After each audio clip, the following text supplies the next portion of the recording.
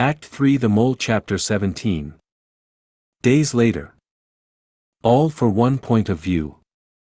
If my calculations are correct, then this should be an even stronger version of the quirk-enhancing drugs circulating the market in the United States. The good doctor explains to me, presenting to me a drug we've named Trigger. I grin with anticipation to the potential this sort of drug will have in our plans for the future of this hero society, and for those who live within it. Grabbing and calmly lifting it in front my face, observing over it with great excitement on my face. It's at this time that number 6 o'clock 2, or as I've come to call him, Rock enters the room, bringing along with him our informant, known by the name the Deceptic Criminal, and a young boy wearing a hoodie and jeans, about the age of the last, tied up and beaten quite badly, mouth riveted shut.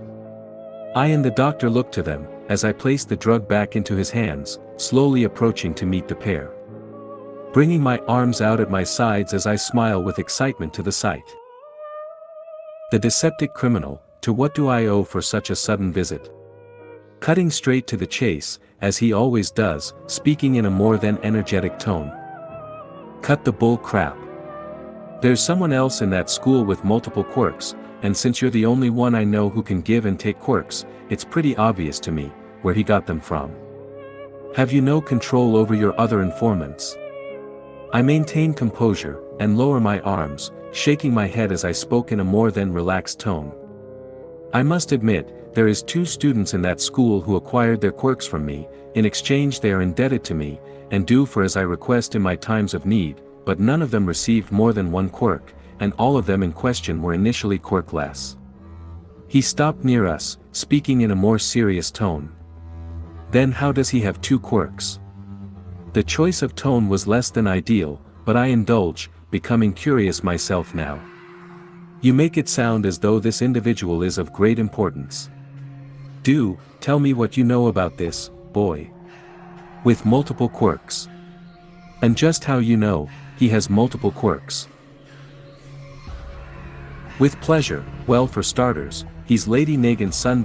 My expression shifts, if only slightly, as I lower my arms entirely, and the change in how light sat on my eyes told of my increased interests. Our paths had crossed yet again. He's got the rifle quirk of his mother, and a few days ago, he expressed some kind of strength-enhancing quirk and nearly beat me to a pulp with it.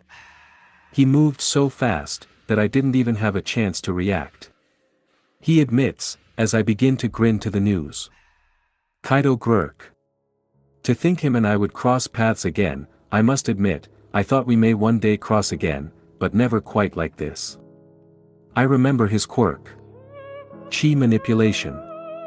I'd acquired it so long ago, that I almost forgot about it, as I couldn't seem to benefit from using it, due to the emptiness that which is my heart, keeping me from being capable of increasing my affinity for a person enough so that I can copy a quirk without actually taking it. However, I did find his quirk's ability to feel people's emotions to be rather useful, but unfortunately, 1 year after I took the quirk, it mysteriously vanished, and I haven't been able to find it within my stockpile of quirks since. And I never figured out why. I grin even more, having confirmation from someone where this quirk must have gone. And I have a great idea as to how and why, because I've seen the willpower to keep a quirk overpower my own many times. It is, after all, why One for All continues to evade my grasps. But I have never seen a quirk that was successfully taken, remove itself from me, and return to its original user after a set time passes. The words that echoes in the empty chambers of my dark pit known as a heart, every time I tried to utilize his quirk, as though the quirk itself still carried the soul of that boy, and his resistance towards my taking of that quirk. It's our quirk, not yours. To think, a quirk can return to its original user, after having been taken from them, a year prior. How very fascinating. It reminds me so much of your theory, Doctor, and I believe he is a fantastic example of that theory, and the truth behind it. Ah yes, you mean the paranormal singularity theory I once wrote about. The doctor spoke, knowing what it was I had in mind. The very same, I admit, as the deceptive criminal looked at me with puzzlement. Wait, why is it you called Kaido by a different name? Or are we talking about the same person? Raising my hand, I call upon a remembrance quirk, that create a hologram of my thoughts and memories from out the palm of my hand, creating an image of Kaido when he was still just a middle school brat. Trust in me, we are speaking of the same boy. Kaido Quirk and Kaina Tsutsumi are one and the same. The truth is, and very few know, is that Kaido is adopted, Lady Nagant is not, his mother, not by blood. And his real quirk, has nothing to do with rifle, but instead, is called, chi manipulation, and its ability, is to copy and mimic the quirks of those he has the highest affinity for. He can use a max of 2 quirks at one time. And it's became second nature to him, to use his self-acclaimed mother's quirk, as he loves her the most. I have fought many people in my days of living. But Kaido, is a very special case to me. As he was able to resist my attempts at taking his quirk, before he was even aware, that his quirk was being taken from him. Very few people I've ever came across, have had that kind of mental fortitude. He is also the very first person, to ever mortally wound me, successfully. Though it was through a moment of lowered guard on my part. And he did so at such a young age. Do not underestimate the boy. I explained, giving the boy props, where props were due. Now, tell me. You said you and this boy fought, were you discovered? He reached back, grabbing the boy who was tied up behind number 6, and tossed him to my feet. No, but my bourbon identity was expelled, so I targeted a boy from the support course. Tracked his movements and snatched him this weekend. I want you to take his quirk, and give it to me, so that I may kill him, and take up his body to continue my exploration of the UA campus, unmolested. The boy, tied up, begins to squirm, trying to scream once he learned that he is to be killed, and his skin to be worn. It is after all, what happened to the young man before him, Bourbon Jackson. Is this, so you can get your revenge? Or are you still playing the part as my mole on the inside? I asked, as I approached the boy, crouching down and placing my hand atop his forehead, beginning to take his quirk from him.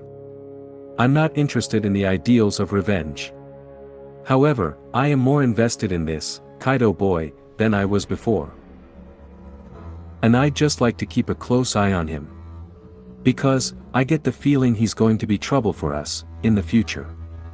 I listen as I finish taking the quirk of the boy in question, who I presume, was yet another student, accepted into UA, speaking as I finished. Oh, he will. That much, we are assured, but to what degree of trouble he causes us, will all depend upon Nana Shimura's protege. All Might. And the direction he decides to take, and just how long it takes, for him to catch up. All Might? Nana Shimura? Seeing as the deceptive criminal, is only in his 40s, it makes sense that he might not be familiar with her name. But it means all the same. I will tell you, what it all means, when it becomes more relevant later. For now I stand, approaching him, as I place my hand atop his forehead, transferring the quirk from this boy, into Deceptic. Focus on acquiring information upon the patterns, and decision-making of Kaido for me. I believe it is wise to study and prepare ourselves, for when we finally cross paths with Quirk in the field. Finished transferring the quirk into him, I step aside, allowing him to approach the boy atop the ground, unsheathing a knife, as he began to shed the skin of the long-dead, Bourbon Jackson, the skin of which he's worn for weeks now, rots away, and falls off in chunks, rapidly beginning to decay as it no longer serves purpose. Revealing a heavily scarred, cracked, old, and damaged face of the true identity of the deceptive criminal. The boy squirming and screaming a muffled cry for mercy. That will not come. I turned to number 6, speaking to him, as I gestured to the doctor.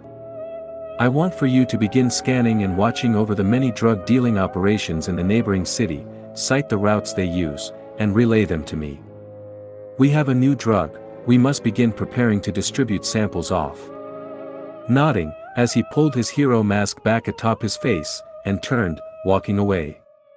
With his goal in mind. Behind me the muffled dying screams of a boy dying with each jab and stab of a knife. The blood on the floor rolling into the heel of my shoes at which I stood. End of chapter 17.